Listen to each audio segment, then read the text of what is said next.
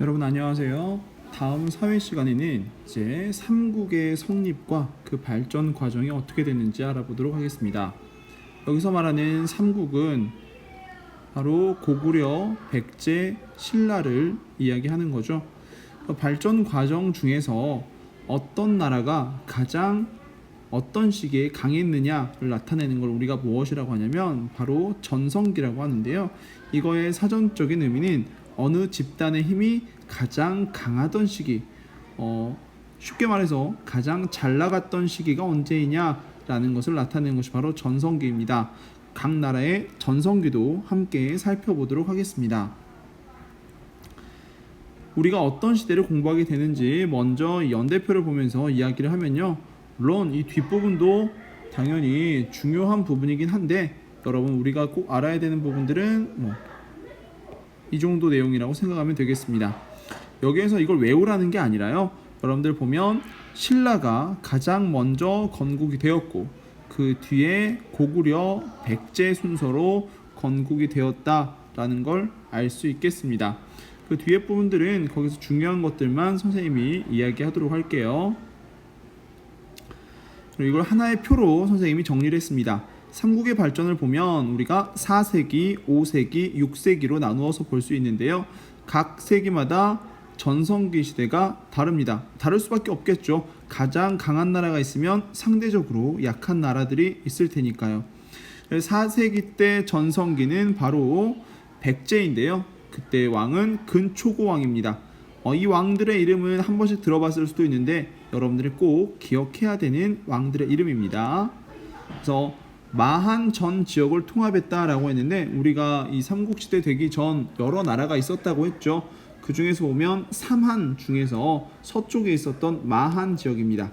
그리고 요서 지방, 산둥, 규슈 지방으로 진출했다. 즉 보면 중국 지역과 외 일본과의 교류를 활발하게 했다 등을 알 수 있겠습니다. 다음은 5세기입니다. 5세기는 여러분들 가장 많이 들어봤을 수 있는데요. 바로 광개토대왕과 장수왕입니다.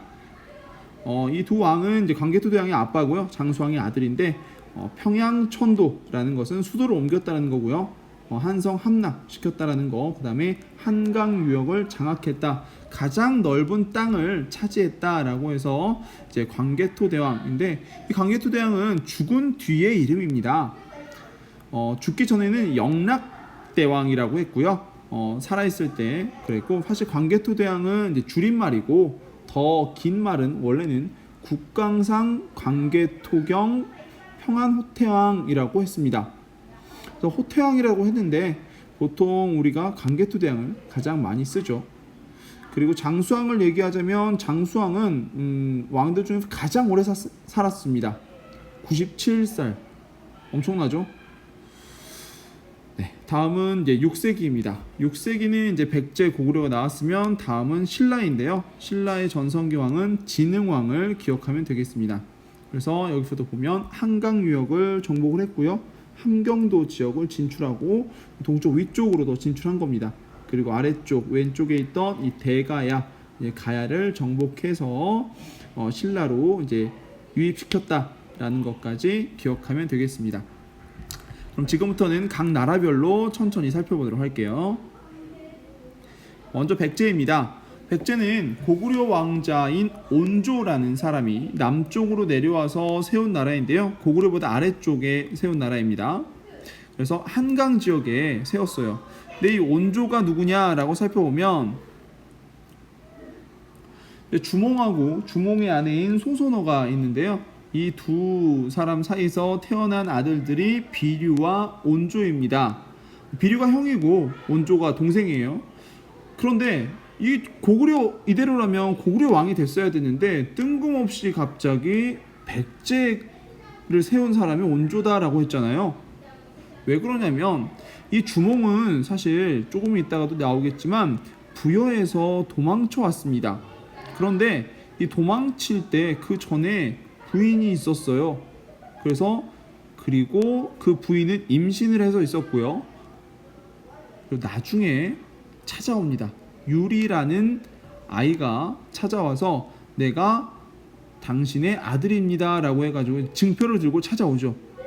그렇게 했더니 주몽이 이제 고구려 왕이 주몽이 어떻게 하냐면 이 비류나 온조에게 고구려를 물려주는 것이 아니라 나는 이 유리에게 고구려를 물려주겠다라고 후계자로 찍어 놓습니다. 그러니까 비류와 온조 입장에서는 너무 당황스러운 거죠. 내가 둘 중에 한 명이 왕 될 줄 알았는데 어느 날 갑자기 찾아온 배다른 형 때문에 이 나라를 뺏기게 생겼어요.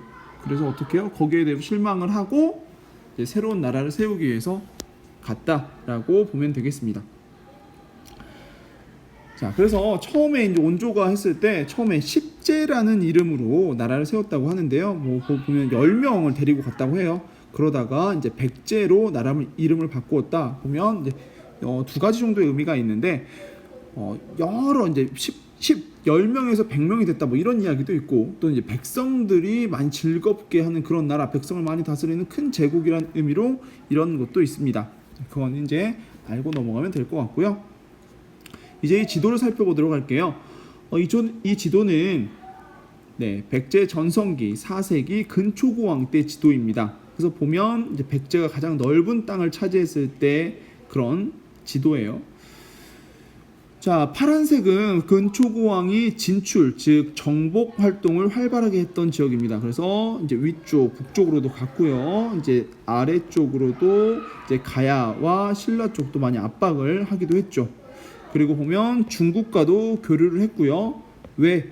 지금의 일본이죠. 일본과도 교류를 활발하게 했습니다.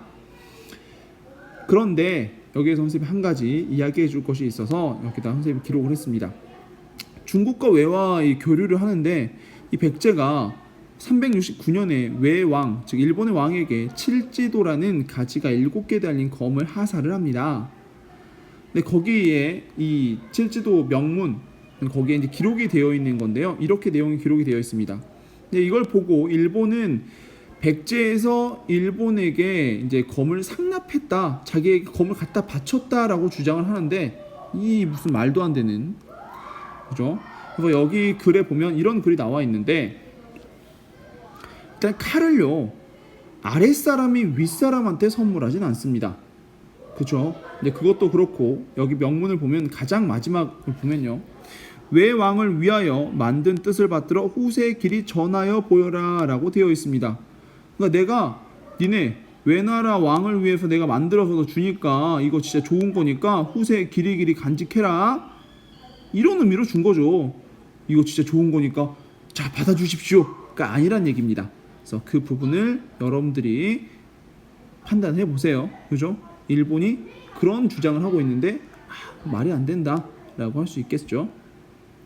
화면을 멈추고 이거 한번 천천히 읽어보도록 합니다. 다음으로 넘어가겠습니다. 고구려입니다. 고구려는 아까도 얘기했지만 부여를 떠나서 처음에 졸본 지역에 주몽이라는 사람이 세웠는데 건국 설화들이 있습니다. 주몽도 보면 아래서 태어났다고 합니다. 사람인데 아래서 태어났다고 하죠. 뭔가 말이 안 되고 신기하죠. 도대체 이런 건국 설화는 왜 만들어졌을까? 우리 고조선의 건국 이야기도 있죠. 이런 건국 설화들이 있는데 왜 만들어졌을지 여러분들 생각을 해보고 수업 시간에 이야기를 해보도록 합시다. 그리고 나서 국내성, 이제 지도를 조금 이따 보면 나올 거예요. 국내성으로 수도를 옮겼습니다. 그리고 이제 서쪽으로는 요동 지역을 차지하고 남쪽으로는 한강 지역을 확장을 했다. 그리고 5세기 아까 광개토대왕 때 보면 이제 고구려와 신라가 이제 손을 잡고요. 백제와 외와 가야가 손을 잡고 이렇게 서로 이제 한번 붙습니다. 근데 그게 이제 백제가 아까 4세기 때 가장 넓었죠. 그러면서 외하고 교류를 많이 했습니다. 친해졌어요. 이렇게 친해졌는데 이제 신라를 압박을 합니다. 가야도 합쳐서 신라를 압박을 해요. 그렇게 압박을 하니까 신라가 혼자 버티기 힘들죠. 그러니까 싸움 제일 잘하는 애 누구예요? 고구려죠, 고구려. 고구려한테 우리 좀 도와주세요 해가지고 와가지고 오케이. 그래서 이제 백제와 이제 가야 등이 우리나라에 있던 백제와 가야 등이 고구려에게 많이 두들겨 맞죠. 자, 지금 지도를 한번 보도록 하겠습니다. 여기에서 보니까 뭐 다른 나라들하고는 비교도 안 되게 너무 넓은 땅이죠. 보면 아까 말했던 졸본 지역이 있고요. 그리고 국내성이 있습니다. 고구려는 위쪽으로도 넓게 확장을 했고요. 아래쪽으로도 넓게 확장을 했습니다. 그래서 다른 나라들의 땅이 매우 좁아졌죠. 이런 사실도 볼 수 있겠고요. 여기 보면 여러분 한 번씩은 들어봤겠지만 광개토 대왕릉비가 있습니다. 광개토 대왕릉비라고 하는 것은 이 광개토 대왕의 업적을 기리기 위해서 그의 아들인 장수왕이 세웠던 비석인데요. 6m가 넘는 크기의 엄청나게 큰 비석입니다. 그만큼 큰 땅을 차지했고 많은 곳을 정복을 했죠.